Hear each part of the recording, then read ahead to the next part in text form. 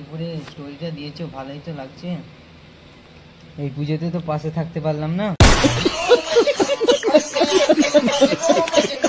দেশে যাবো, তোমার সাথে দেখা করবো। আমার সাথে কিন্তু 2-3 দিন থাকতে হবে। হ্যাঁ হ্যাঁ, আমি অপরাধী, কিছু কাজ হয়নি আমার। হ্যাঁ সেট, তুমি আমাকে রাতে একা রেখে চলে গেলে, কিছু খেতে দিয়ে গেছিলে। আমাকে খিদে লাগছিল, তাই আমি বৌদির সাথে ফোন করে কথা বলছি। খিদে क्या बात है सर, क्या बात है सर, क्या बात, ये बात है। তুই আমি আগে বলবি নি? বৌদি আমায় ভালোবেসে কত খাবার দিয়েছিল, খাবার তো সব নুসকান হয়ে গেছে। গোটা মার্কেটে সেট শুধু খাবারে দিয়েছিল আর কিছু না। আমাকে তো ফোন করে বৌদি অনেক কিছুই দিল। কি বলবো ছানা, তোর তো নসিব ভালো।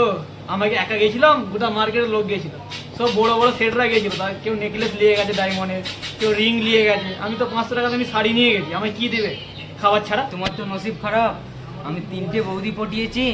আমাকে এখন থেকে নি বৌদিরা ডাকছে, বলছে আসো দেখা করবে, আসো, কতদিন আর বাইরে থাকবে।